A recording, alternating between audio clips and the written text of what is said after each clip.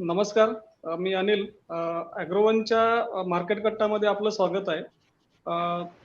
मागच्या सोमवारी केंद्र सरकारने जवळपास 9 शेतीमालांच्या वायद्यांवर बंदी घातली. त्याच्यामध्ये आपल्या महाराष्ट्राच्या दृष्टीने हरभरा आणि सोयाबीन हे महत्त्वाची पिकं आहेत. तर नेमकं वायद्यांवर बंदी घालणं हे शेवटचा पर्याय आहे का? हा सगळ्यात मोठा मुद्दा इथे उपस्थित झाला होता. एकतर आपल्यामध्ये जे वायदे बाजार सुरू झालाय, त्याच्यानंतरची जी अवस्था वायदे बाजाराची बाल्यावस्थेतच आहे, असं सगळेजण मानतात. तर आपण बाजारामध्ये सुधारणा करण्याऐवजी डायरेक्ट जर त्याच्यावर बंदीच घालत असू, तर इथे एक मोठा प्रश्नचिन्ह उपस्थित होतोय. त्यावरच आपण आज चर्चा करणार आहोत. आपल्यासोबत आहेत शेतीमाल बाजार अभ्यासक श्रीकांत कोवळेकर सर, त्यानंतर शेतीमाल बाजार अभ्यासक दीपक चव्हाण, त्यानंतर सामाजिक कार्यकर्ते योगेश पांडे सर. मी आपल्या सर्वांचं स्वागत करतो.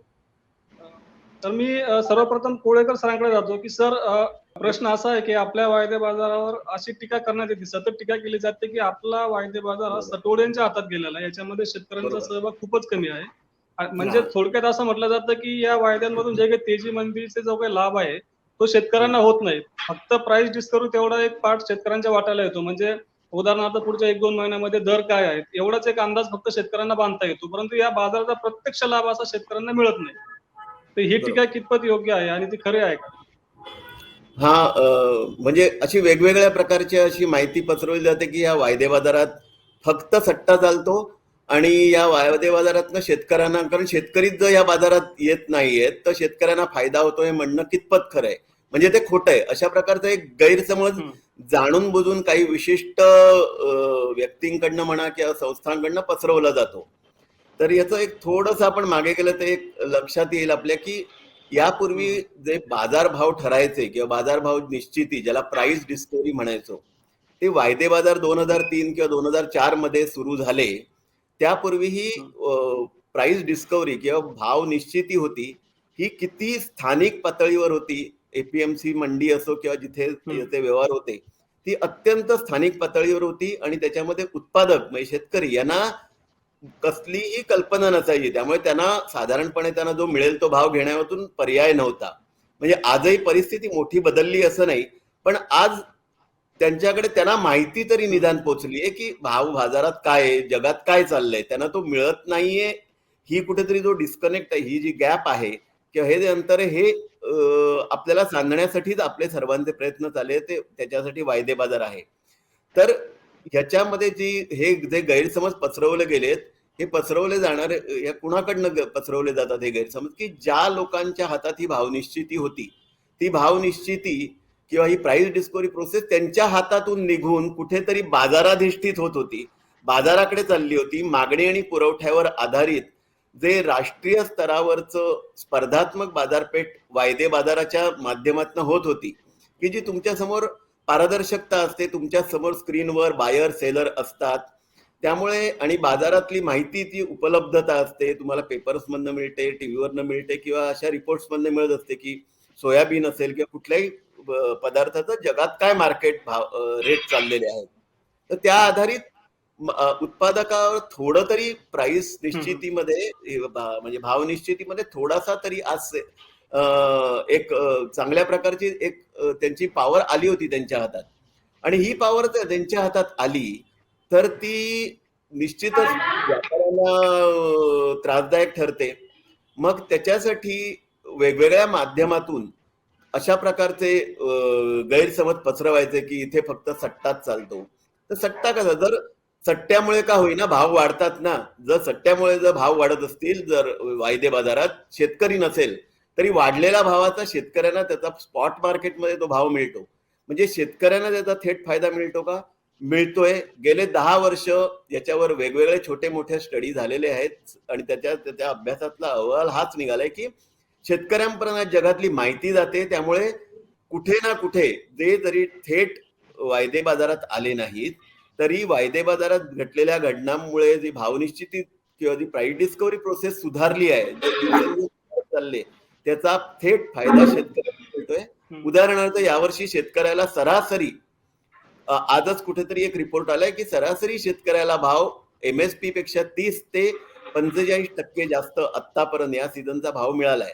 मग आता यांनी हा काय कुठे वायदे बाजारातनं मिळालाय का? नाही. शेतकऱ्यांनी वायद्यात किती व्यवहार केलेत? तुलनेने कमीच केलेत, म्हणजे गेल्या वर्षीपेक्षा जास्त असतील, पण एकंदर कमीच आहेत.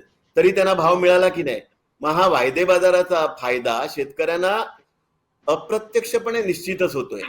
त्यामुळे ही माहिती खोटी आहे की शेतकऱ्यांना फायदा होत नाही. दुसरं राहिलं सट्ट्याचं.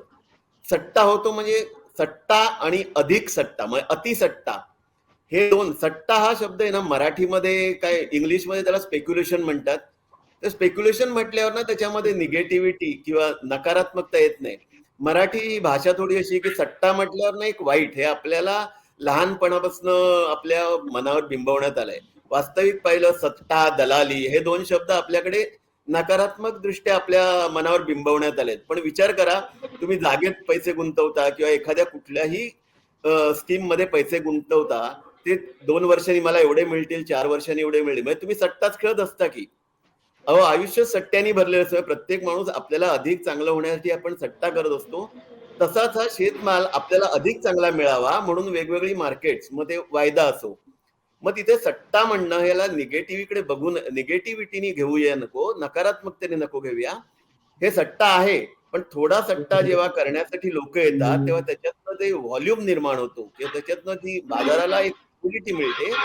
त्याच्यामधनं झालेला असा फायदा होतो की त्याच्यामधनं उत्पादक असो, व्यापारी असो किंवा एक्सपोर्टर्स असो, या सर्वांना आपली जोखीम व्यवस्थापन करणं, शेवटी सर्वात महत्वाचं इथे तुम्हाला भाव निश्चिती, जोखीम व्यवस्थापन, हे सर्वात वायदे बाजारातनं महत्वाचं. आणि हे जोखीम व्यवस्थापन करण्यासाठी लागणारी जी लिक्विडिटी आहे ती या मर्यादित, माफक आणि जे अलाउड आहे तेवढं सट्ट्यामधनच येते.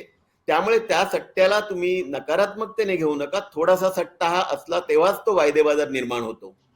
तर त्यामुळे सट्टा बरोबर. ठीक आहे, आपल्याकडे जर व्हॉल्यूम कमी होत असेल किंवा एकंदर पार्टिसिपेशन कमी, तर मी मगाशी म्हटल्याप्रमाणे आधी अंड का आधी चिकन, जर उद्या उत्पादकांची संख्या वाढली तर त्यामुळे व्यापाऱ्यांची संख्या वाढेल. अशी करून एक इंग्लिशमध्ये एक म्हण आहे, लिक्विडिटी अट्रॅक्ट्स लिक्विडिटी. म्हणजे एका बाजूने लिक्विडिटी आली ना, एका बाजूनी संख्या वाढली की समोरच्या बाजूनी पण संख्या वाढेल. म्हणजे खरेदीदार वाढले की विक्रेतेही वाढतील, विक्रेते वाढलेत म्हणून खरेदीदारही अधिक येतील. अशा प्रकारे हे बाजार विकसित होईल.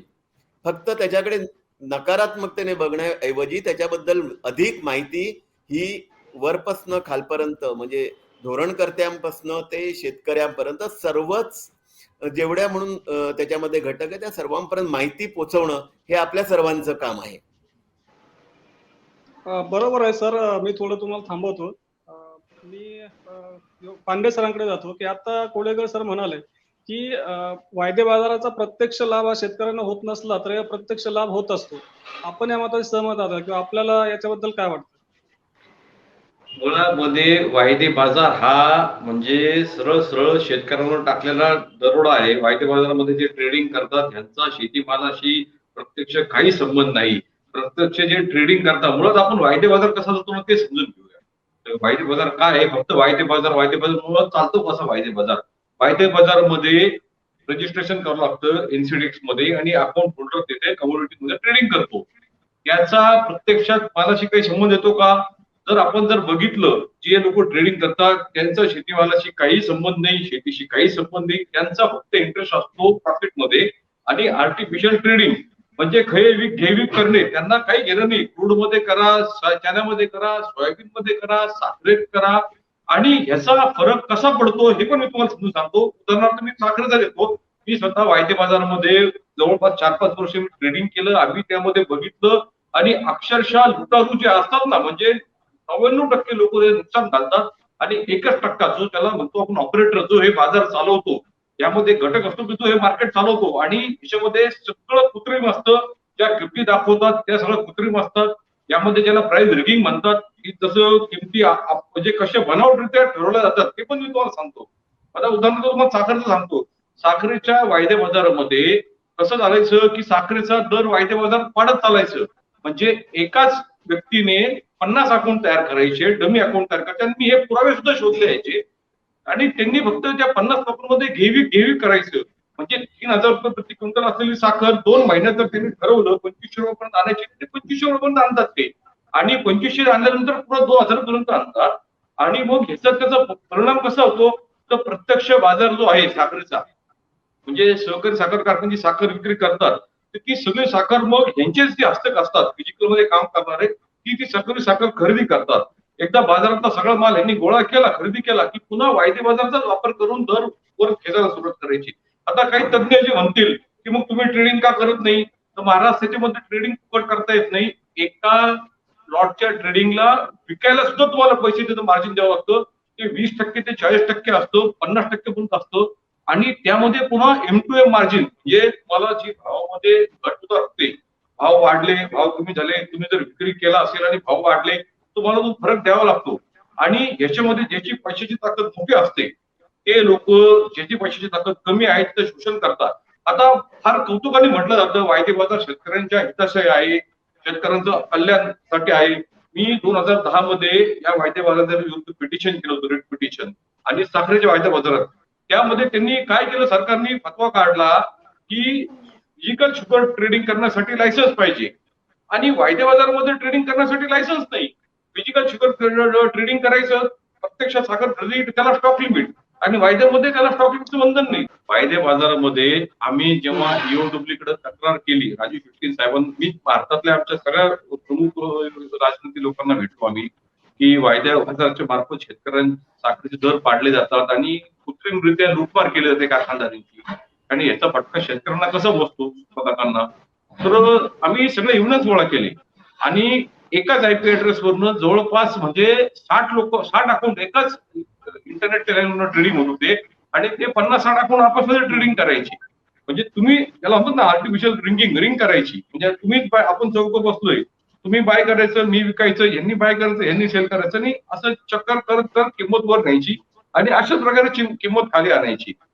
आणि ह्याच्यामध्ये जेव्हा आम्ही ते पत्ते शोधले कोण कोण इन्व्हॉल्ड आहे याच्यामध्ये तर हैदराबादचं एक साधं म्हणजे टपरी सारखं दुकान होतं त्याच्या दुकानाच्या नावावरती 3 लिमिटेड कंपन्या नोंदलेल्या होत्या. तर ह्याचं इतकं पाळेपोळे खणले आम्ही सगळे पूर्ण. परंतु ज्यावेळेस आम्ही स्वतः जेटलीजींना भेटलो राजू शेट्टी सोबत आम्ही या प्रकरणावरती त्यांनी सुद्धा मान्य केलं ते म्हटले की तुम्ही ह्या एक भानगडीत पडू नका. अर्थव्यवस्थेसाठी आम्हाला फॉरेनचं फंडिंग लागतं आणि आपलं आता धोरण ग्लोबलायझेशनचं धोरण आहे आपल्याला असं बॅन करता येत नाही किंवा काही रेस्ट्रिक्शन टाकता येणार नाही. तुम्हाला झेपत नाही तर तुम्ही ट्रेडिंग करू नका. मी म्हटलं सर हे लुटमार यायची तर तुम्ही जाऊ नका म्हणे नका ट्रेडिंग करू.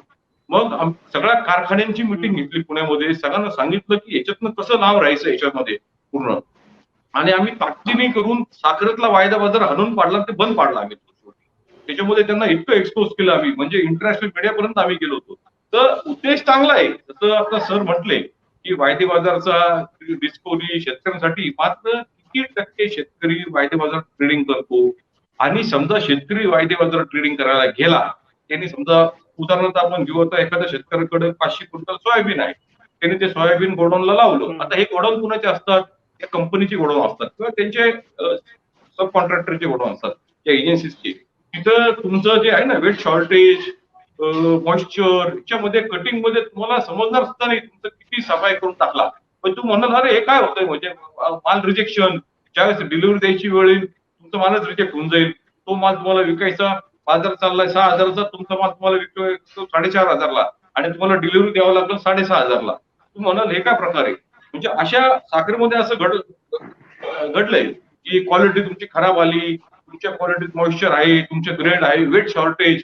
तर याच्यामध्ये जे लुटमारी चालते याच्यामध्ये आणि अतिशय भयानक आहे हे सगळं. याच्यामध्ये शेतकऱ्यांचं कसं शोषण होतं ते पण तुम्हाला सांगतो की दर कसे पाडायचे आणि दर कसे वाढवायचे. आता तुम्हाला सांगतो उदाहरणार्थ रुची सोया कंपनीचं रुची सोयाचा मालक तो बर्बाद झाला ना तो या वायदे बाजारामुळे बर्बाद झाला. त्याच्याकडे कॅस्टर ऑइलचं त्याची पोझिशन होती की त्यांनी माल घेतला होता कॅस्टरचा कॅस्टर सीड आणि तो त्याच्या म्हणजे तो लॉंगचा व्यापार होता त्यांनी घेऊन ठेवला होता. तर कंटिन्यू दर पडायची. तो म्हटलं मला डिलिव्हरी पाहिजे मालाची तर त्याच दिवशी ताबडतोब संध्याकाळी एनसीडीएक्स मधनं कॅस्टर सीडचं ट्रेडिंग अचानक बंद करण्यात आलं. तुम्ही चेक करा डेटा सगळा पूर्ण म्हणजे याच्यामध्ये इतक्या भयानक मॅनिप्युलेशन आहे याच्यामध्ये. आणि आता आता साधं तुम्हाला उदाहरण देतो या वायदे बाजारामध्ये क्रूडचं उदाहरण देतो. $1 भाव झाला क्रूडचा तर निगेटिव्ह ट्रेड दिलं क्रूडचं म्हणजे क्रूड तुम्ही खरेदी केला तर तुम्हाला आणखीन तुम्हाला पैसे तुम्हाला भरावे लागतील तिथं, म्हणजे -$30 पर्यंत त्याचा दर ठेवला त्याचा. तो तुम्ही डिलिव्हरी घ्यायला तयार आहे, मला ते क्रूड पाहिजे, मला मी पैसे द्यायला तयार आहे $1 रेट, तर नाही म्हणे तुम्हाला -$30 तुम्हाला अजून द्यावं लागतील. आणि आता त्या लोकांचे जेवढे मार्जिन होते तेवढे म्हणजे असे जवळजवळ हजारो कोटींचे डिस्प्यूट पडले. तर सांगायचं तात्पर्य आहे की वायदे बाजार हा अतिशय, कारण ह्याच्यामध्ये जी व्यवस्था आहे, जी सिस्टीम आहे, ही सगळी चोर, मी शब्द वापरतो, चोर आहे ते सगळे. आणि यासाठी आम्ही तक्रार बरोबर. सीबीकडे पण गेलो, सीबीच्या दालनात आत सोडत नव्हते, तर ते म्हणे रात येता येत नाही तुम्हाला. पण शेट्टी साहेबांनी सांगितलं, अरे म्हणे या कुणासाठी, म्हणे शेतकऱ्यांसाठी, आणि आम्ही शेतकरी आलोय, आम्हाला समजून घ्यायचंय काय, 15 मिनिटात तर रात नाही सोडलं ना, देश सगळं तोडून टाकू म्हणे आम्ही सगळं सर, तुमचं हे आपण सगळं. हा असे आता बरेच अनुभव किंवा किस्से इव्हन शेतकरी सुद्धा सांगतात की आम्हाला याच्यामध्ये ट्रेडिंग करता येत नाही, कारण जो व्हॉल्यूम असतो, लॉट असते, त्याची हो. एक म्हणजे क्वांटिटी खूप जास्त असते. तर मला दीपक सरांना एक प्रश्न विचारायचा आहे की सर, आपण जेव्हा बघतो की भारतीय आपला वायदे बाजार, तसं जर पाहिलं तर आपण बऱ्याच शेती उत्पादनांमध्ये जगात नंबर 1 आहोत, आपण वापरामध्ये सुद्धा जगात नंबर 1 आहोत. तर असं असताना सुद्धा आपल्या वायदे बाजाराची ही अवस्था आहे. आपला शेजारचा जो देश आहे चीन, तो तसं पाहिलं तर एक कम्युनिस्ट देश आहे, तरी तिथला वायदे बाजार पुढारलेला आहे.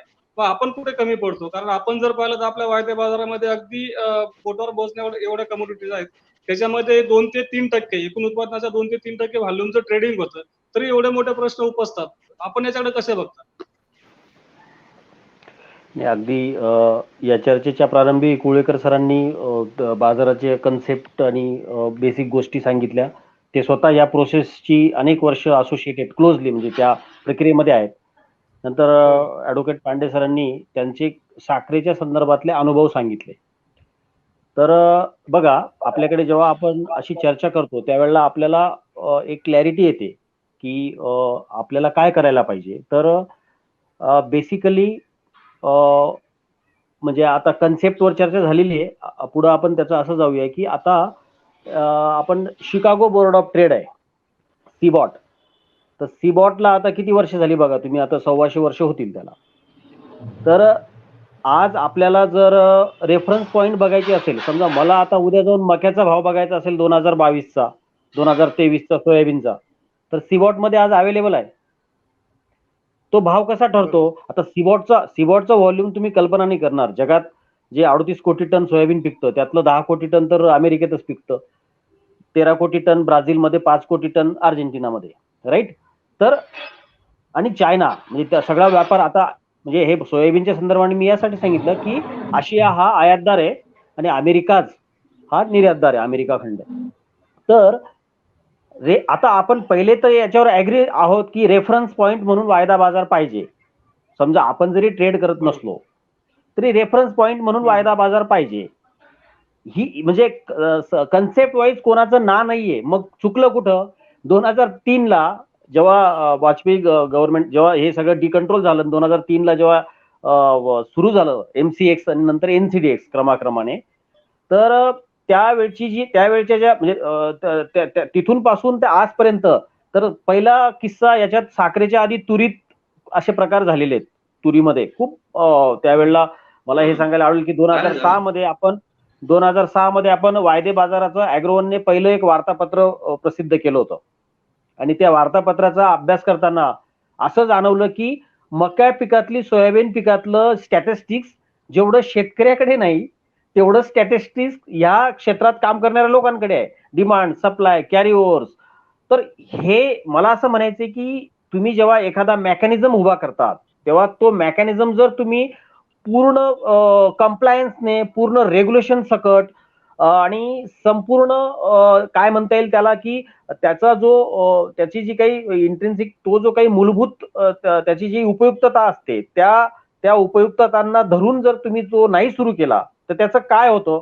म्हणजे आता बघा, अगदी अलीकडच्या काळामध्ये आता सोयाबीन मध्ये काय प्रॉब्लेम झाला होता की आपलं रोजचं जे फ्लक्च्युएशन आहे त्याचं 6% लिमिट होतं. म्हणजे 6%, 6,000 प्राइस बघा किती प्राइस होती मोठी. तर हे जे फ्लक्च्युएशन व्हायचं, तर सकाळी एक भाव आणि संध्याकाळी एक भाव, म्हणजे प्रोसेसर असेल, एंड युजर असेल, फार्मर असेल, हे काय चाललंय नेमकं मार्केटमध्ये? तर मार्केटमधले जे लोक आहेत त्यांचा डे वन पासून म्हणणं होतं की तुम्ही याला रेग्युलेशन आणा, म्हणजे हे 2% करा याचं, म्हणजे म्हणजे जी रोजचं चढ उतार हा कमी होईल, मार्केट थोडं रॅशनलाइज होईल. माझा मुद्दा हे सांगण्याचा आहे तुम्हाला की ह्या मार्केटमध्ये आता सेबी, पूर्वी फॉरवर्ड मार्केट कमिशनकडे सगळा कारभार होता, नंतर सेबी कडे आला. काय केलं सेबीने मार्केट ताब्यात घेऊन एनसीडीएक्स सारखं? म्हणजे तुम्ही बघा, मला हे सांगायचंय की ह्या मार्केटला जे काही रूल्स अँड रेग्युलेशन लागतात, फार्मरचं पार्टिसिपेशन नाव आलाय, मग तुम्ही काय करताय फार्मरचं पार्टिसिपेशन वाढवण्यासाठी? माझा मुद्दा असा आहे, आपण जाऊया चीनकडे. तर चीनने ज्या पद्धतीचं मार्केट आज उभं केलंय, त्यांचा वायदे बाजार, तिथे तुम्ही बघा त्या चीनकडनं काय शिकण्यासारखं आहे. तिथे रिटेल पार्टिसिपेशन आहे, तिथे व्हॅल्यू चेन त्यांनी डेव्हलप केली आहे, तिथे फिनटेक आहेत, म्हणजे तुम्हाला कर्ज मिळू शकतं, तुम्ही माल स्टॉक घेऊ शकतात. मी स्वतः सांगतो, अभ्यास म्हणून आम्ही एक थेट डिलिव्हरी पण घेतली आहे थेट ह्या प्रोसेसमध्ये. सगळ्या प्रोसेस स्मूथ झालेल्या आहेत शेवटपर्यंत.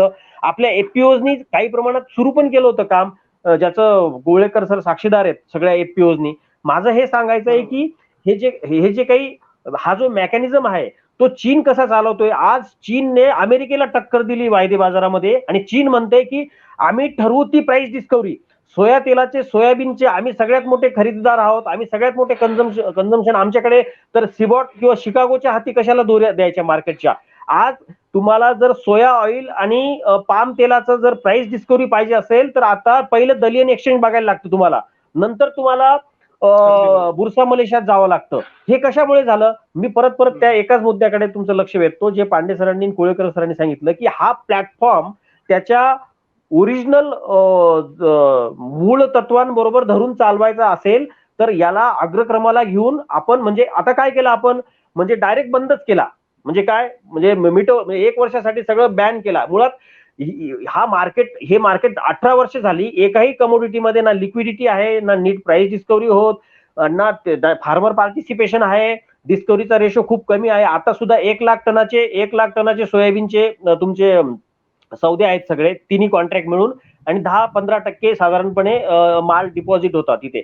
माझा या सगळ्या प्रक्रियेमध्ये मुद्दा असा आहे सांगण्याचा की आपण आता उद्या समजा चायनाने आणि युएस मध्ये आता, म्हणजे आणखीन एक महत्वाचा मुद्दा, आता हे बंद काय केलंय माहितीये का? कारण सोयाबीनचे कुळेकर सरांनी त्याच्यातले बिटवीन द लाईन्स गोष्टी सांगितल्या. मार्केट वाढत होतं, आणि काही लोकांना, आणि भारतात आणखीन एक इंटरेस्टिंग सांगतो, भारतामध्ये जो ओपन इंटरेस्ट ज्या वेळेला क्रिएट होतो, भारतामध्ये मंदीचे सौदे शक्यतो होत नाही. कारण सगळ्या लोकांना, तुम्ही सगळे डेटा काढून बघा, शक्यतो तेजीच्या सौद्यांमध्ये इंटरेस्ट असतो. म्हणून फार्मरला याच्यात इंटरेस्ट आला की सोयाबीनचे सौदे डे 1 पासून तुम्ही सगळी हिस्ट्री काढा, तेजीच्या साईडने सौदे करतात. त्याचं कारण असं आहे की ज्या वेळेला मंदीचे सौदे सुरू होतात, मंदीच्या सौद्यांमध्ये इंटरेस्ट नाही.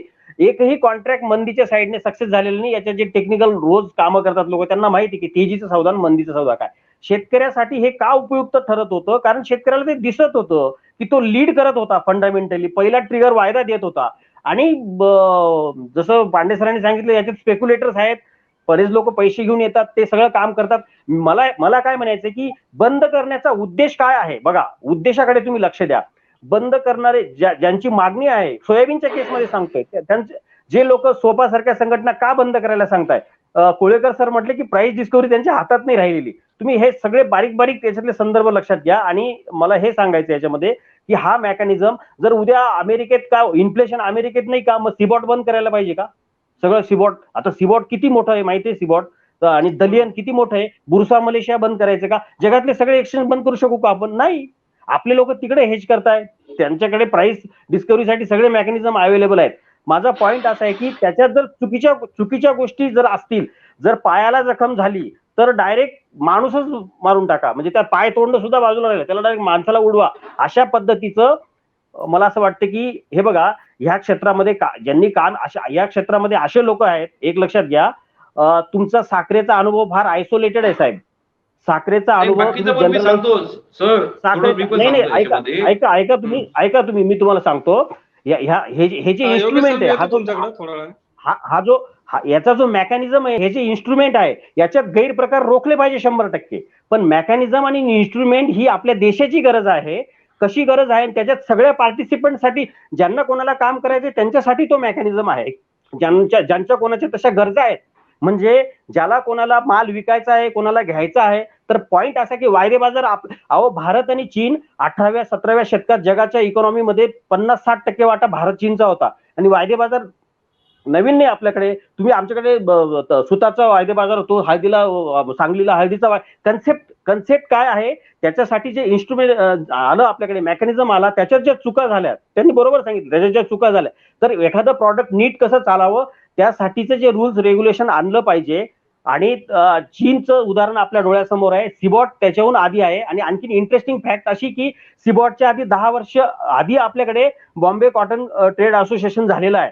मला हे सांगायचं आहे की एक प्रकारचं तुमच्या कमोडिटी, म्हणजे हा सगळा जो कमोडिटीचा जगभरात व्यवहार चालतो ना, तो जर तुम्ही खोलात जाऊन पाहिला तर ह्या ओव्हरऑल व्हॅल्यू चेनचा एक पार्ट आहे वायदे बाजार. त्याला तिथल्या त्यातलं जे काही स्पेक्युलेशन किंवा सगळ्या गोष्टींचे सगळे उत्तर आहेत त्या व्यवस्थेमध्ये. स्पेक्युलेशन करणं एवढं सोपं नसतं.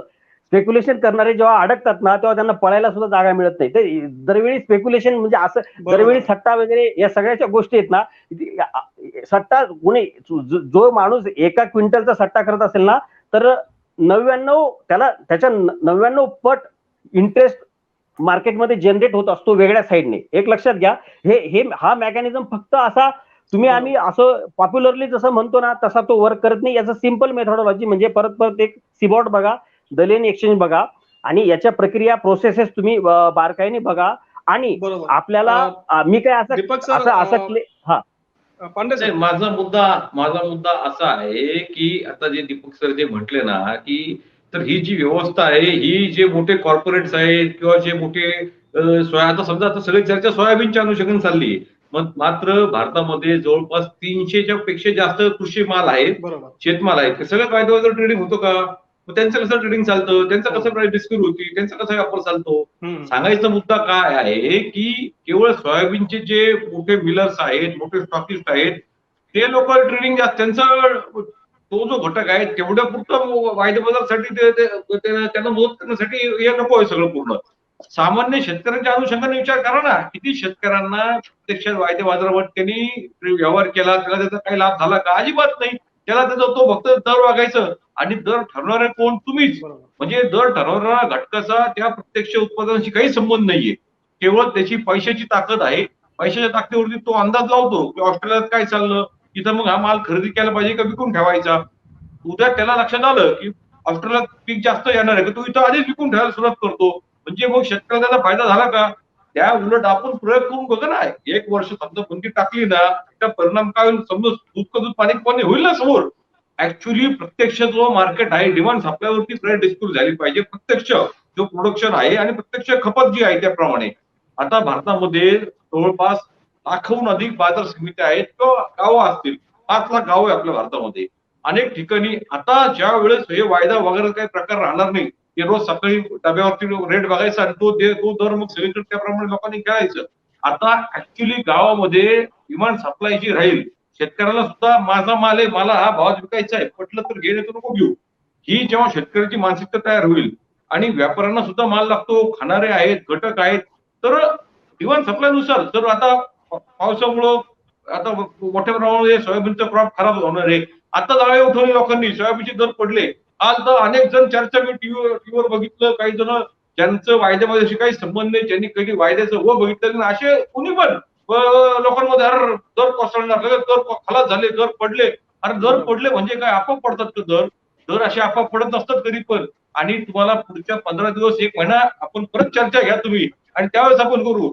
या वायदे बाजाराचा प्रत्यक्षाचा काही संबंध नाही. तुम्हाला सांगतो, हे केवळ आहे ना मॅनिप्युलेटेड टूल आहेत. आणि माझी सर्वांना विनंती आहे की ह्याचं अनालिसिस असं पण झालं पाहिजे की ह्याच्यात ट्रेडिंग करणारे कोण आहेत.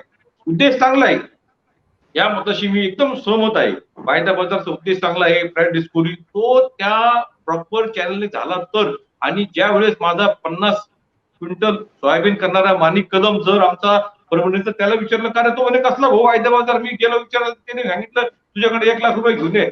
म्हणजे याला माल विकायचा, ह्यालाच 1 लाख रुपये मागायला लागले.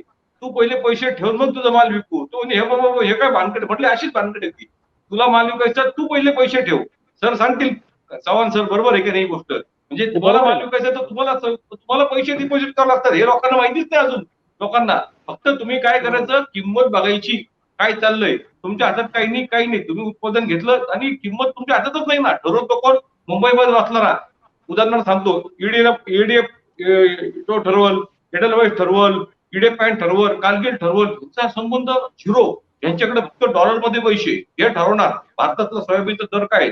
आणि याच्यातलं जर खोटं असेल तर माझं आव्हान आहे कुणाला पण, मी केवळ साखरच नाही तर बाकीच्या कमोडिटीचा, कारण शेवटी मोडस ऑपरेंडी तीच आहे आणि खेळणारी तीच आहे. त्यावर यांचे इंटरेस्ट काय आहे, यांना याचे फार मोठे लागे दोरे यायचे, हे धागे दोरे ऑइल कंपन्या, ऑइल, अहो भारत हा ऑइल इम्पोर्टर देश आहे, आपल्याला लाज वाटली पाहिजे देशाच्या अर्थव्यवस्थेला. आणि आपण म्हणतो कृषी प्रधान देश आहे, भारताला 1.5 लाख कोटी रुपयाचं आपल्याला ऑइल इम्पोर्ट करावं लागतं आज सुद्धा. तुम्ही दर का वाढवत नाही किमान आधारभूत. आज 2022 आहे, आपले माननीय प्रधानमंत्री म्हटलं होतं की 2022 ला उत्पन्न दुप्पट होईल. दुप्पट साऊ द्या, 2017चा सुद्धा रेट मिळणार नाही अशा अवस्था आहे 5 वर्षात. आणि याला कारण हे सगळ्या व्यवस्था आहे, ही सगळी आर्टिफिशियल, हे जोपर्यंत बंद पडत नाही. मी का म्हणतोय पुन्हा माझं शब्द मी फार मापून वापरतोय की करणारे चोर आहेत, सिस्टीमला दोष देण्यात काही पॉईंट नाही. सिस्टीम आहे. उद्या तुम्ही म्हणता टोल, आता उदाहरण टोलचं सांगतो, टोलचे रस्ते गुळगुळीत केले आणि तुम्ही तिथे कॅमेरा लावला, तुम्ही काय सांगतात की 5 तास प्रवास करा आणि इकडं 100च्या वर गाडी, म्हणजे असा हा प्रकार आहे. लोकांना कसं गंडवायचं. त्यामुळं कधी न मी स्तुती करतो या सरकारची की माहित नाही त्यांचा हेतू काय. कदाचित जर जसे तुम्ही म्हणताय की त्यांना दर वाढू द्यायचे नाही किंवा काही त्यांचं असेल डोक्यात त्यांचे गणित, परंतु जे झालं ते फार चांगलं झालं. वर्षभर आपण बघूया की या 7 कमोडिटीचं वायदे बाजारामध्ये दर काढल्याने काय दर 50 कोसळणार आहे की दर स्टेबल राहतील. आणि जर फरक पडत नसेल तर मग त्याचा हरकत नाही करायचं तुम्हाला. मग ती सिस्टीम, ते मॉइश्चर मध्ये जे पैसे कापतात ना लोकांचे, ते सर सांगतील त्याच्यामध्ये. तर बाकीचे आहेत फार गंभीर विषय एका चर्चेत, कारण इतका डिटेलमध्ये त्याची आपल्याला चर्चा करावं लागेल. कसं ऑपरेशन चालतं, कसं त्याच्यामध्ये डिलिव्हरी लावल्या जाते, मॉइश्चर कसं कापतात, कसे पैसे, वेट मॅनेजमेंट, आणि सगळ्यात भयानक प्रकारे क्वालिटी हा इतका ऍबस्ट्रॅक्ट शब्द आहे की त्याच्या पुढं सगळे हातबले. आमची क्वालिटी, आमच्या चाळणीत तुमचा माल बसत नाही, संपला विषय. म्हणजे त्याला काही समजत नाही शेतकऱ्याला. तुमचा माल रिजेक्ट झाला, तुम्ही गोडाऊन लावताना त्यांनी घेतला आणि डिलिव्हरीच्या दिवशी त्यांनी सांगितलं, समजा तुम्ही 2 महिने 3 नंतर तुमची डिलिव्हरी आली प्रत्यक्ष याला, तो सांगलं नाही तुमची डिलिव्हरी लागत नाही, तुम्ही तुमचा माल, म्हणजे त्या मालाची त्यानं करायचं काय त्यांनी.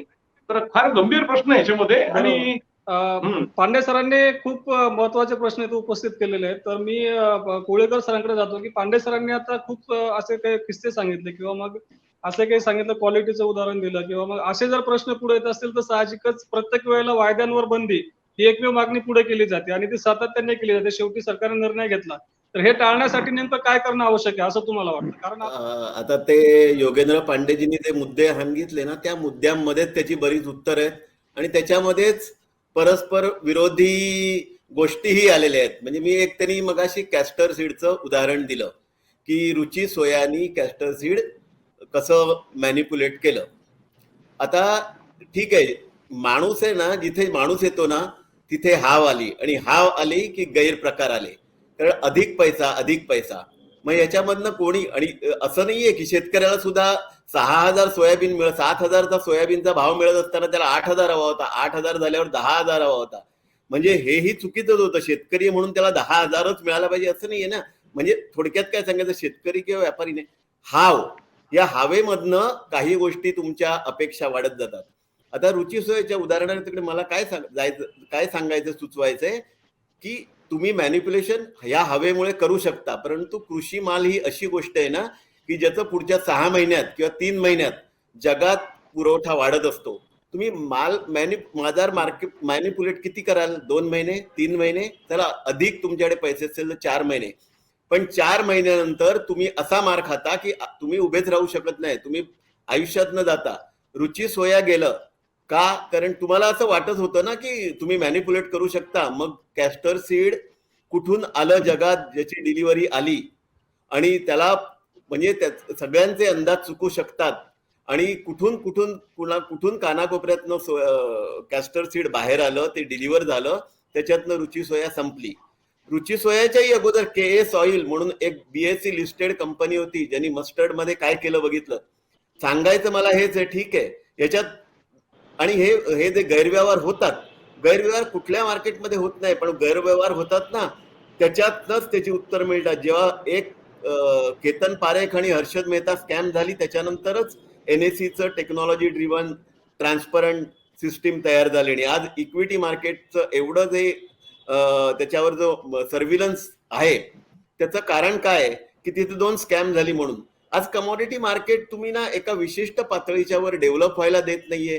त्याच्यामध्ये नवनवीन, आज तुम्ही जर सांगत होता तुम्ही साखर विकत असताना तुम्ही फसले जात होतात, कारण का माहितीये का, समोर साखर विक्री किंवा साखरेमध्ये जे मोठे मोठे व्यापारी होते त्या व्यापाऱ्यांना येण्यासाठी, त्यांना फंडामेंटलवर आधारित ट्रेडिंग करण्यासाठी परवानगीच नाहीये. मग तुम्ही भांडायचं ना तर ते वायदे बंद करण्यासाठी नाही, या वायद्यामध्ये अधिक चांगले प्लेयर्स कसे येतील, अधिक चांगले माहितीच्या आधारावर, इन्फॉर्म माहितीच्या आधारावर जे ट्रेडिंग करतील, फंडामेंटलवर आधारावर ट्रेडिंग करतील, अशा सगळ्या संस्थांना अलाउड करा. मग त्यात इन्व्हेस्टर संस्था आल्या, फायनान्शियल संस्था आल्या आणि मुख्य म्हणजे फिजिकल मार्केट ट्रेडर. जर आयटीसी किंवा आयटीसी तर त्यांना थोडीशी एक हेज लिमिट देतात पण हेजिंग करण्यापुरतं, परंतु एकदा बाजारातले हे अजून एक तुम्हाला उदाहरण सांगतो. तुम्हाला माहिती आहे, तो वायद्याचंच उदाहरण दिलं, स्टीलचे वायदे जगात सक्सेसफुल का होत नाहीत, याच्यामध्ये तुम्हाला सगळ्याची उत्तरं मिळतील. का, कारण स्टील उत्पादन जगात ऐकून जो कोण आहे, मी कुणाचं नाव घेत नाही, त्या माणसाला ते स्टील वायदा सक्सेसफुल व्हावा असं वाटत नाही. कारण जगात स्टीलवर त्याचा जो ताबा आहे किंवा प्राइसिंग पॉवर आहे, भाव निश्चिती करण्याची त्याची जी ही आहे, पॉवर आहे, ती एकदा बाजाराच्या हातात गेली तर तो स्टील टायकून नाही राहणार ना. आणि त्याची जागतिक लेवलला त्याच्याकडे लॉबिंग करण्याची क्षमता आहे की तो हे स्टील वायदे सक्सेसफुल होऊ न देण्यासाठी काही करू शकतो. मग तुम्ही वायदे बाजाराला दोष कशाला देता, त्या स्टील टायकूनला तुम्ही हे करू शकता का, कंट्रोल करू शकता का, हेच मला म्हणायचे. तो एक स्टील टायकून झाला. इथे शहरात कमॉडिटी कार्टेल्स आहेत, त्या कार्टेलना त्या शहरातल्या त्या एपीएमसी मध्ये जर कंट्रोल हवा असेल तर त्यांना वायदा कंट्रोल करायला, वायद्यामध्ये ती पॉवर आपली जाऊन चालत नाही. आणि हे माझं मत नाहीये, जो अभिजित सेन कमिटीनी वायदे बाजारावरचा रिपोर्ट, तुम्ही एवढं सगळं वाचलंय, एवढा सगळा अभ्यास केलाय, तर हा रिपोर्ट निश्चित वाचला असेल. त्यात त्यांनी स्पष्टपणे, आणि पार्लमेंटरी कमिटी आहे, त्यांनी जवळजवळ 3 वर्ष अभ्यास केलाय, त्यात त्यांनी नमूद केलंय की इथे प्रत्येक कमॉडिटीमध्ये, प्रत्येक भागामध्ये, त्याच्या प्रत्येक ट्रेडिंग सेंटरमध्ये कार्टेल्स आहेत. त्या कार्टेल्स एवढी जबरदस्त आहेत आणि त्यांचा जबरदस्त लॉबिंग आहे. ह्या कार्टेलमुळे ह्या भावामध्ये जी कृत्रिम तेजी किंवा कृत्रिम मंदी येते, ही या कार्टेल्समुळे येते. मग तुम्ही म्हणून वायदे बंद करणे हे उपाय नाही, कार्टेल्सना तुम्ही जेलमध्ये टाका ना. मग ते का नाही टाकलं जाऊ शकत, उत्तर त्याच्यात आहे. तर ते अशा प्रकारे, जर मला ते सांगायचं काय होतं की तुम्ही जे सांगितलं साखरेचं असो किंवा कॅस्टर सीड, त्याच्यामधलीच उत्तर मी तुम्हाला दिली आहेत. तेव्हा तुम्ही वायदे बाजार ही संस्था तर वाईट नाहीच आहे, परंतु त्याला तुम्ही अति कंट्रोलमध्ये ठेवताय आणि लोकांना त्यात येऊच देत नाही आहात. जर तुम्ही आता जसं त्यांनी मगाशी चव्हाणांनी सांगितलं आपल्याला की सीबॉट मध्ये बघा, सीबॉट मध्ये सगळ्या जगातनं लोक येतात. दलियन एक्सचेंज मध्ये बघा, ही जी तुम्ही म्हणजे भारत हा एक एवढ्या कमॉडिटी निर्माण करतो, एवढ्या कमॉडिटीतला सर्वात जास्त मोठा कन्झ्युमर आहे, प्रोड्युसर आहे, पण प्राइसिंग पॉवर त्याच्याकडे का नाही. तर ह्या कमॉडिटी मार्केटमध्ये तुम्ही सगळ्या लोकांना मुक्त हस्ते व्यापार करण्याची, आणि त्याच्यामध्ये सरकारी हस्तक्षेप काढा. एकदा तर करून बघा, 2 वर्ष करून बघा. सुरुवातीला 6 महिने, वर्षभर त्यात त्रास आहे, कारण प्रत्येक जण आपापलं वर्चस्व दाखवण्यासाठी त्याच्यात सगळं मॅनिप्युलेशन करेल. परंतु एका याच्यानंतर कुठेतरी स्टँडर्डायझेशन येईल, सेटलमेंट येईल, आणि जिथे बाजाराला एक गती मिळेल, एक बेस मिळेल. तो बेस 1-2 वेळा मिळाला होता, परंतु परत मी म्हटलं, मग त्याच्यासाठी निवडणुका, राजकीयकरण त्याचं केलं जातं. याचे हे असे डिसिजन घेण्यामागे कमॉडिटी किंवा किमती किंवा इन्फ्लेशन याचा काही संबंध नसतो. हरभरा कशाला काढून टाकला, कुठल्या प्रकारचं इन्फ्लेशन आहे, मुगामध्ये ट्रेडिंग तरी झालेलं तुम्हाला दिसलं का स्क्रीनवर, मूग कशाला गेला, गव्हामध्ये ट्रेडिंग होतं का, नाहीये. मग हे वायदे काढून तुम्ही इन्फ्लेशन कसं कंट्रोल करणार आहे. उलट इन्फ्लेशन वाढणार हे मात्र नक्की आहे. कारण आता तुम्हाला पर्यायी प्लॅटफॉर्म जो होता, जर कृत्रिमपणे भाव तुम्ही स्पॉट मार्केटमध्ये वाढवलात, तर तुम्हाला ज्यांच्याकडे माल पडलाय ते म्हणतील एवढा कृत्रिम वाढलाय ना भाव, मग मी देऊन टाकतो ना, म्हणून वायदे बाजारात ते विकतील आणि त्या विक्रीच्या प्रेशर खाली भाव नॉर्मल येऊ शकतील. पण ही पर्यायी व्यवस्था काढल्यामुळे आता त्यांना आणखी आयटी संधी दिली आहे. इन्फ्लेशन झालं तर हे वायदे त्याचं चांगलं आहे ना, कारण मग हे चांगलं आहे ना. आपल्यामुळे होईल. म्हणजे मला एवढं सांगायचं होतं की संस्था तर वाईट निश्चितच नाहीये वायदे बाजार ही, आणि त्याच्यावर जो कृत्रिमपणे कंट्रोल करण्यात आणि अति कंट्रोल रेग्युलेशन असावं, पण हे रेग्युलेशन नाही, हे जे आहे ना ही म्हणजे त्याच्यावर ते आपल्या ह्याच्यात घेतलेलं आहे संपूर्णपणे ताब्यात. आणि ते ताब्यात कुणी घेतले की ज्यांना वायदे बाजाराचे कन्सेप्टच माहित नाहीये. तर हे जे चुकीचं चाललंय ना बरोबर आहे. याच्यावर त्याचे ऍड्रेस करा हे कन्सेप्ट. हा बरोबर. पांडे सर, आता कोळेकर सरांनी बरेच मुद्दे इथे उपस्थित केले. तर आपल्याला काय अपेक्षित आहे, म्हणजे बाजारामध्ये वायदे बाजारात जर शेतकऱ्यांचा सहभाग वाढवायचा असेल किंवा वायदे बाजाराची कार्यपद्धती व्यवस्थित व्हावी, कायद्यानुसार व्हावी, तर याच्यामध्ये आपल्याला काय अपेक्षित आहे, बदल कसे व्हावे? नाही, सर्वात प्रथम आहे ना की कृषी धोरणामध्ये जे पॉलिटिकल इंटरव्हेन्शन असतं ऑन द बेस्ड ऑफ मोठे कॉर्पोरेटच्या, म्हणजे जे बडे उत्पादक आहेत, निर्माते आहेत किंवा जे रॉ मटेरियल पर्चेसर आहेत, त्यांच्या इशाऱ्यावरती बऱ्याच वेळेस देशाचे जे कृषी धोरणामध्ये अचानक बदल केले जातात. म्हणजे अचानक शुगर एक्सपोर्ट, शुगर इम्पोर्ट, किंवा मग सोयाबीनचं इम्पोर्ट बॅन करायचं, ऑनियन इम्पोर्ट बॅन करायचं, सडन अचानक जे निर्णय घेतले जातात ना, एक तर तुम्ही ठरवलं पाहिजे की नेमकं काय करायचंय आपल्यामध्ये. एक तर कृषी मालामध्ये एक तर पूर्ण मग तुम्ही सगळं ओपन करा, वायदा बाजार ठेवा, आणि कुठल्याही प्रकारचं इंटरव्हेन्शन त्याच्यामध्ये नाही झालं पाहिजे. मग तो तुरीची डाळ 300 रुपये किलो विको, 30 रुपये किलो विको. मग अशा वेळेस जे मुवमेंट राहतील ना प्राइसचे मोठ्या प्रमाणामध्ये, तो तो तो मग वेगळा. याच्यामध्ये आता काय होतं की इंटरव्हेन्शन जे मोठ्या प्रमाणात होतं, आणि इन्फॉर्म जे लोक असतात ज्यांना आतली खबर, ते म्हणतात अंदरकी बात. अनेक राजकारणी लोकांचे परदेशामध्ये फार्म्स आहेत, तुम्ही जर, आणि त्यांचा फार मोठा याच्यात इंटरेस्ट आहे त्यांचा सगळा. भारत हा एक उपभोक्ता देश आहे, आपण एक इम्पोर्टर कंट्री आहोत. आपण गावापासून अनेक वस्तू आयातच, म्हणजे हळूहळू आपण पूर्णपणे एक आयात देश व्हायच्या परिस्थितीमध्ये आहे आपण सगळं पूर्ण. का नाही आपण आपल्या शेतकऱ्यांना दर देऊ शकत? आपण का, म्हणजे आपण आपल्या इथल्या कन्झ्युमरनी बाहेरचे शेतकरी जगवायचा का? त्यामुळे धोरणामध्ये बदल झाला पाहिजे. आणि वायदे बाजार जो म्हणता ना, कन्सेप्ट वाईज ठीक आहे, पण त्याचा उपयोगच नसेल शेतकऱ्यांना, तो त्या शेतकऱ्याच्या नावाखाली का तुम्ही खपवता येतो वायदे बाजार? प्रत्येक शेतकऱ्याच्या नावावर का चिटकवता येतो? जोपर्यंत गावागावातला शेतकरी, तुम्ही तुमचे सेंटर्स पाहिजे, प्रत्येक तालुक्याच्या ठिकाणी तुमचे गोडाऊन्स पाहिजे, आणि त्यांनी माल टाकला शेतकऱ्याने, त्याला ताबडतोब त्या डिमॅट रिसिप्टवरती त्याला लोन मिळालं पाहिजे. हे दिवस जेव्हा येतील ना, तेव्हा मग तो खरा वायदे बाजार सक्सेसफुल बनावा लागेल. इतर तुमचे गोडाऊन कुठं, ठराविक 2 ठिकाणी 3 ठिकाणी, उत्पादक कुठला, समजा अकोल्याचा गोडाऊन कुठं, नागपूरला किंवा मुंबईला, त्यांनी ट्रान्सपोर्टेशन माल लावायचा कधी, तो टाकणार कधी, जायचं भाडं कधी, तो विकणार, त्याला मुळामध्ये उपयोगच नाही त्याचा काही. त्यामुळं वायदे बाजार शेतकऱ्यांसाठी नाही. ठीक आहे, वायदे बाजार तुमचं कन्सेप्ट आहे किंवा आपण उदाहरण धोरण आहे म्हणून तुम्ही करा, हरकत नाही.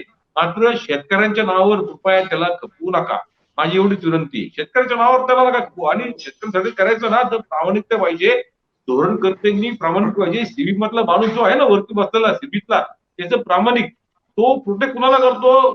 ते मुंबईतल्या नरिमन पॉइंटला बसलेल्या कॉर्पोरेट फर्म्सला.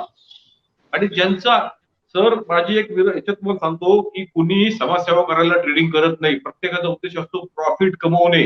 त्यामुळे जर कोणी म्हणत असेल ना की वायदे बाजारमुळे शेतकऱ्यांच्या फायद्यासाठी आहे आणि वायदे बाजार आहे म्हणून शेतकऱ्यांना मिळतो, हे एकदम चुकीचं आहे.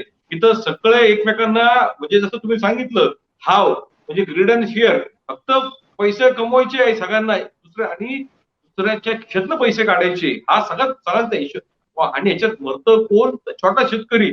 अचानक आता समजा उद्या वायद्यामध्ये दर पाडला खाली, सहज फार सोपं आहे, दर पाडणं काय वाढवणं काय. तुमची डिलिव्हरी लागेल कधी, दर खाली तोपर्यंत मोठा जो असतो ना, मोठा क्रोकोडाईल, तो कधी बाहेर निघून जाईल, अडकल शेवटचं हे सगळं. आणि शेतकरी कसा गंडोर असतो का, त्याच्याकडे फिजिकल माल असतो. त्यामुळं कायम शेतकऱ्यांचा माल कमी किमतीत गोळा करण्यासाठी, जसं तुम्ही कॅस्टरचं सांगितलं तसं ग्वारचं पण आपण उदाहरण देऊ.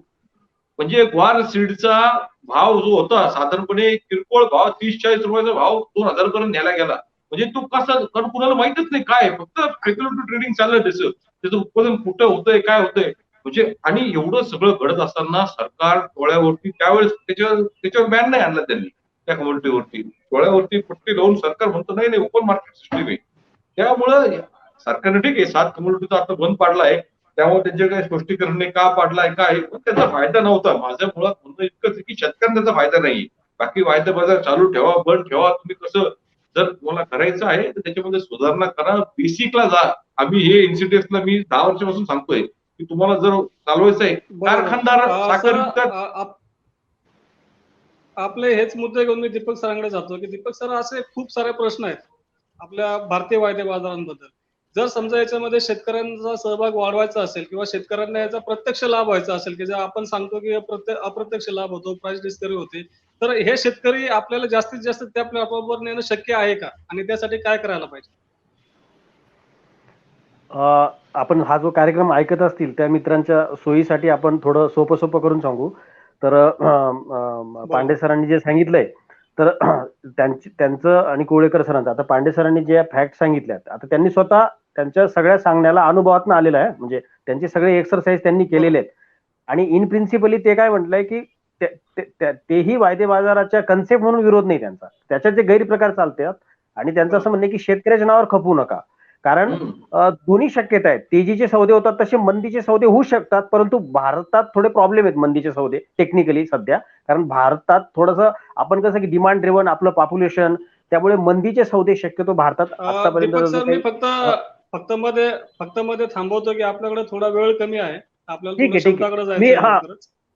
ठीक आहे, मी मूळ विषयाकडे येतो परत. तर हे बघा, कांदा वायदे बाजारात नाही, परंतु कांद्यात फ्लक्च्युएशन किती होतं आपण पाहतो का? कांद्यात सुद्धा सेम फ्लक्च्युएशन होतं. म्हणजे फ्लक्च्युएशन कशामुळे होतं, तर सप्लाय साईड प्रॉब्लेम, म्हणजे पुरवठा कमी असणं किंवा पुरवठा जास्त असणं. म्हणजे वायदा बाजार हा एक मेकॅनिझम आहे की जो तुम्हाला दाखवतो या अशा गोष्टी. आता भारतातला वायदे बाजाराचा संदर्भ नाही देते मी, बाहेरचे वायदे बाजार सांगतोय. म्हणजे युएस मधला वायदे बाजार घ्या, सिबॉट शिकागो घ्या किंवा दलियन एक्सचेंज किंवा बुर्सा मलेशिया, हे जे एक्सचेंज कसे चालतात, तर याच्यामध्ये सगळ्या पार्टिसिपंट्सचा फायदा होईल. म्हणजे सगळ्या पार्टिसिपंट्सला त्याच्यात रोल मिळेल, किंवा सगळ्या पार्टिसिपंट्सला जर काम करायचं असेल तर त्यांच्यासाठी तिथे फेवरेबल किंवा चांगलं इकोसिस्टम डेव्हलप करणं हा सगळ्या चर्चेचा सार आहे असं मला वाटतं. आणि तशा इकोसिस्टम जर डेव्हलप करायच्या असतील तर पांडे सरांकडे जे इनपुट्स आहेत, त्यांच्याकडे जी माहिती ती घ्यायला पाहिजे. कोळेकर, म्हणजे ह्या क्षेत्रातले ज्या लोकांचं, म्हणजे सगळ्यांना ऐकून समजून घेऊन जर तुम्ही ज्या वेळेला एखादा चांगला प्लॅटफॉर्म उभा कराल तर त्यावेळेला तो तशा पद्धतीने चालू शकेल. आणि मला असं म्हणायचंय की आज शेतकऱ्याची एक सर्वसाधारण भावना आहे बघा. म्हणजे आज आपल्या सोयाबीनच्या संदर्भाने मी सांगेल की साधारणपणे तुम्ही एक लक्षात घ्या, सरकारचा हेतू काय आहे बंद करायचा. आता सरकारने काय कारण दिलंय माहिती का? 5 राज्यांच्या निवडणुका आणि महागाई. म्हणजे महागाईचा अर्थ काय की शेतमालाचं प्राइस ऍप्रिशिएशन. मुळात चण्यात तर महागाई नाहीच आहे, चण्याचे रेट महाग नव्हतेच. 5,000 रेट आहे, 15-16 मध्ये पण 5 होता, आज पण 5 आहे. तूर बघा, 15-16 मध्ये 10,000 होती, आज 6,000 आहे. मग ते वायदे तरी का बंद केले? तिथे कुठे महागाई होती? आता आपण येऊया जिथे थोडस, मला असं म्हणायचंय की शेतमालाला जर चांगला रेट जिथं म्हणजे सरकारचा बंद करण्याचा हेतू हा वायदे बाजाराशी काही घेणं देणं नाही सरकारला, किंवा तिथं काय चालतंय, तर तिथे त्यांना जे इन्फ्लेशन, या वायदे बाजारामुळे इन्फ्लेशन होतं, स्पेक्युलेशन होतं, भाव जास्त वाढतात असा तर्क देऊन तो बंद करण्यात आलेला आहे. आणि म्हणून शेतकरी नाराज आहे की याच्या मागचा हेतू बघा कसा आहे, की हेतू हा चांगला नाहीये. शेतमालाचे भाव पण ह्या हेतूकडे मी तुमचं लक्ष वेधतो सगळ्यांचं. आणि म्हणून शेतकऱ्याचा हा संताप आहे की कुठलाही मेकॅनिझम थोडा प्रो फार्मर चालायला लागला की तुम्ही तो बंद करतात. तर याचा अर्थ या सगळ्या चर्चेचा मला असं म्हणायचं की हा मेकॅनिझम, हा जो व्यासपीठ आहे वायदे बाजाराचं, हे चांगल्या पद्धतीने डेव्हलप होणं आणि निरोगी पद्धतीने, जे पांडे सरांनी सांगितले की त्याच्यात काय काय दोष आहेत, जसं कोळेकरांनी सांगितलं, सरांनी सांगितलं की त्याच्यातले जे सगळे दोष आहेत आणि त्याच्यात काय चांगलं करता येईल, ते कसं प्रॅक्टिकल करता येईल. त्यांनी सांगितलं की डिलिव्हरी कुठे, वायदा कुठे, आणि त्याचा कशात काही मेळ लागत नाही. म्हणजे हा 2003 ला बाल्यावस्थेत होता, तर तो आणखीनच बाल्यावस्थेत गेला. म्हणजे तो आणखीनच त्याला पूर्ण आजाराने ग्रसित झाला आणि तो आता शेवटी बंद पाडण्याच्या मार्गावर आलेला आहे. वाईट याचं वाटतं की एक चांगली कन्सेप्ट, ज्याला असं म्हणूया, चांगली इन द सेन्स की कुठल्याही विकसित देशाची गरज असेल अशा कन्सेप्ट आपण किल केली, मारली ती. तर ह्या सगळ्या गोष्टी मला असं वाटतं की शेतकऱ्याच्या नजरेतनं सुद्धा या सगळ्या गोष्टींचा आढावा घेणं गरजेचं आहे. बरोबर. मी कोळेकर सरांकडे जातो. सर, आपल्याला काय अपेक्षित आहे किंवा आपण काय सुचवाल, जर या प्लॅटफॉर्म जर पारदर्शक करायचं असेल, जर शेतकऱ्यांना याच्यामध्ये जास्तीत जास्त सहभाग घ्यायचा असेल, तर आपलं काय, म्हणजे आपण आपल्या अनुभवातून काय सांगाल की सरकारने किंवा सेबीने कसल्या याच्यामध्ये काय सुधारणा करणं अपेक्षित आहे? एक एक एक फक्त पटकन योगेशजींनी जे सांगितलं होतं त्याच्याबद्दल, की त्यांनी सारखं त्यांच्या म्हणजे बोलण्यामधनं हे येत होतं, की शेतकऱ्यांना याचा फायदा नाही, डिलिव्हरी सेंटर इकडे तिकडे, मग डिलिव्हरी कुठून तरी ना त्यांच्या म्हणजे त्यांच्या अनुभवातनं असं येते की शेतकऱ्याला डिलिव्हरी म्हणजे ते डिलिव्हरीमुळे तो प्रॉब्लेम होतो. मग त्याच्यात त्याचं वजन मारलं असेल किंवा क्वालिटीमध्ये. एक लक्षात घ्या, फार मोठी चूक होते की वायदा बाजार समजून घेताना वायदा बाजार हा डिलिव्हरीसाठी नाही. एक लक्षात घ्या, शेतकऱ्यांसाठी असला तरी, आणि मी तर म्हणतो शेतकऱ्यांसाठीच जास्त करून, वायदा बाजार हा डिलिव्हरीसाठी नाही, फक्त किमतीतला फरक म्हणजे ज्याला किंमत जोखीम व्यवस्थापन, प्राइस रिस्क मॅनेजमेंट. अगदी उदाहरण अगदी शॉर्ट मध्ये देतो. जर सोयाबीन तुम्ही 6,000 ने विकलत, तुम्ही पेरणी करता जून मध्ये आणि नोव्हेंबर महिन्यासाठी जर तुम्ही सोयाबीनचं कॉन्ट्रॅक्ट विकलत त्याच क्षणी चांगला भाव आहे म्हणून, तर तुम्ही तो डिलिव्हरी देण्याच्या दृष्टीने विकू नका. डिलिव्हरी देण्यासाठी नाहीये हा प्लॅटफॉर्म. तुम्ही तुमची नोव्हेंबरची किंमत बांधलीत, तुमचं कॉन्ट्रॅक्ट एक्सपायर होण्यापूर्वी तुमच्याकडे भरपूर वेळ असतो. तुम्ही जरूर किंमत पडली, तुम्हाला जर कळलं की आपल्याला एवढी किंमत पडणार होती, ती आता पडली आहे, तर तुम्ही तुमचं कॉन्ट्रॅक्ट तिथून स्क्वेअर ऑफ करतात. त्याला स्क्वेअर ऑफ करणं म्हणता येतं. त्याला स्क्वेअर ऑफ करा आणि तुम्ही एक्सचेंज मधनं बाहेर पडा. तुम्हाला जो किमतीतला पडण्याचा जो डिफरन्स होता, किंमत घसरणीचा, तो डिफरन्स तुम्हाला मिळाला, तेव्हा तुम्हाला आता त्याच्यातनं काही मार्केटचा जो फायदा होता तो वायद्याचा मिळाला, जोखीम व्यवस्थापन झालं. चुकून जर किंमत वाढली तरच डिलिव्हरी देण्याचा प्रश्न येतो. आणि त्याच्यासाठी वेगवेगळे भरपूर, आता या प्लॅटफॉर्मवर एवढं डिटेलमध्ये देण्यासारखं नाही, पण ह्याच्यावर संपूर्ण प्रकारचे उपाय आहेत आणि ते सगळे समजून घेण्याची गरज आहे. आणि हे सगळं करण्यासाठी जसं मला आता हे सांगावं लागेल की काय वायदा बंद करण्यापेक्षा याच्यात शेतकऱ्यांना इन्व्हॉल्व्ह कसं करता येईल, यासाठी सर्वांनी, म्हणजे खाजगी संस्थांपासून असो, एनजीओ असो, तुम्ही आम्ही असो, जे कोण या वायदे बाजाराच्या संकल्पनेवर विश्वास आहे त्यांनी नेटाने काम केलं पाहिजे. कारण मी बघतोय, मी याबद्दल काम करतोय आणि मी अनेक एफपीओज मधनं एफपीओ बरोबर काम केलंय. एफपीओज ना त्याचा फायदा होतोय, त्याचं महत्व कळलंय. एक निर्णायक क्षण की जिथे आता आपण रेग्युलर ह्या प्लॅटफॉर्मवर सहभागी व्हावं, तो येण्यासाठी थोडंसं कुठे ना कुठे अजून एक छोटीशी माहितीमध्ये जे गॅप आहे, किंवा अशिक्षितपणामुळे असेल थोडंसं, किंवा काही डॉक्युमेंटेशन सारख्या ज्या काही क्लिष्ट पद्धती असतील केवायसी, याच्यामध्ये कुठेतरी एक गॅप निर्माण होते. पण शेतकऱ्यांना महत्व पटू लागलंय आणि याच्यासाठी एकट्या दुकट्या शेतकऱ्यांनी करण्यापेक्षा, कारण आपल्याकडे शेतकरी लहान आहेत थोडे, याचे लॉट मोठे आहेत, पण लॉट मोठे असण्याचा एक वेगळा फायदा आहे. माझं म्हणणं, सर्वांनी आपण प्रयत्न करू. एफपीओज ना यासाठी वायदे गेलेत, हे कायमचे गेले नाहीत. त्यांनी वर्षभर सांगितलंय, माझी खात्री आहे 6 महिन्यात हे वायदे परत येतील. परिस्थिती अशी येईल की मग वायद्याचं महत्व जाणवायला लागेल आणि सरकारला वाटेल की हे हवेत वायदे, सरकारच हे वायदे 6 महिन्यात परत आणेल. त्यावेळेला तुम्ही त्या वायद्याचा फायदा घेण्यासाठी तुमची सगळ्या प्रकारची मानसिक तयारी आता सर्वांचीच झाली आहे, पण त्याच्यासाठी लागणारी जी तयारी, म्हणजे तुमची अकाउंट उघडणं असेल वगैरे, किंवा एफपीओची एक सर्वांची मान्यता असेल, त्यांचं अवेअरनेस, त्यांचं ट्रेनिंग, त्यांचं एज्युकेशन, ह्या ज्या गोष्टी आहेत, याची आत्तापासून तुम्ही तयारी करून ठेवणं, म्हणजे ही जी ग्राउंड वर्क आहे ना, हे ग्राउंड वर्क तुम्ही बंद करून चालणार नाही. वायदे गेलेत म्हणून वायदे परत येणार आहेत. आपल्याला आपलं काम चालू ठेवायचंय. मी माझं काम चालू ठेवतोय, तुम्ही तुमचं काम, प्रत्येकाने हे चालू ठेवलं पाहिजे. तर आणि शेतकऱ्यांना याच्यामध्ये अत्यंत गरजेचं आहे. बरोबर. मी शेवट पांडे सरांकडे जातो. सर, आपला थोडक्यात मुद्दा मांडला की आपल्याला नेमकं काय अपेक्षित आहे. नाही, माझी सर्व शेतकऱ्यांना विनंती आहे की तुम्ही वायदे बाजाराच्या भानगडीत पडू नका. दुरून फक्त दर बघा. आता जसे सर म्हटले, वायद्याने तुम्ही दर बांधता येईल, मात्र जर दर उलटा झाला तर उद्या तुमचं पीक, कारण आपली शेती ही निसर्गावर अवलंबून आहे. आपण सोयाबीन आज पेरलं, त्याची शाश्वती नाही, आपल्याला विम्याची शाश्वती नाही. हे सगळं कुठं सक्सेसफुल आहे? अमेरिकेत जिथं विमा मिळतो, काही डॅमेजेस मिळतात, सगळ्या गोष्टी मिळतात, तिथे ह्या गोष्टी बरोबर आहे. आपल्या हातामध्ये काही नाही आणि आपण ह्या जर झंगाटामध्ये पडला आणि उद्या तुम्ही सोयाबीन विकून ठेवलं, ते सोयाबीन दुप्पट दर झालं, तर घरातले पैसे द्यायचे आणि तुम्हाला उत्पादन पण नाही हातामध्ये, विमा तर त्वची काय बोंबाबोंब आहे. त्यामुळे फक्त लांबनं आपला दर बघायचा, समाधान करायचं, पटलं त्याप्रमाणे तुम्ही तुमचे धोरण ठरवा. मात्र चुकूनही कर्ज काढून पतपेढ्या सोसायट्या करून या ट्रेडिंगच्या भानगडीत पडू नका. अनुभवाने सांगतोय मी, हे सगळं लुटारूंची टोळ्या आहेत. ज्यावेळेस ते सुधारतील, सगळं सिस्टीम सुधरेल, त्यावेळेस मग नंतर विचार करा. सध्या विनंती आहे, ह्या भानगडीत काही पडू नका. बरोबर. आपण इथे थांबूयात. जाणकारांनी आपल्याला खूप महत्वाचा वेळ दिला, त्याबद्दल मी सर्वांचे आभार मानतो. या चर्चेमधून आपण सारं एवढंच घेऊयात की वायदे बाजार हा तेव्हाच चांगला पारदर्शक होईल किंवा तेव्हाच त्याचं महत्व जास्त वाढेल जेव्हा शेतकरी जास्तीत जास्त वायदे बाजारांमध्ये व्यवहार करायला लागतील. त्यासाठी सरकारला असेल, सेबीला असेल किंवा जसं जाणकारांनी सांगितलं की बाजारातील प्रत्येक घटकाला पुढाकार घ्यावा लागेल, सरकारकडे आपलं म्हणणं मांडावं लागेल, तेव्हाच हा बाजार अपेक्षित आहे तसा पुढे येईल. आपण इथेच थांबूयात. तशाच बाजारातील बातम्या किंवा मग शेतमालाच्या बातम्या पाहण्यासाठी अॅग्रोवन डिजिटल नक्की बघा. इथेच थांबूयात.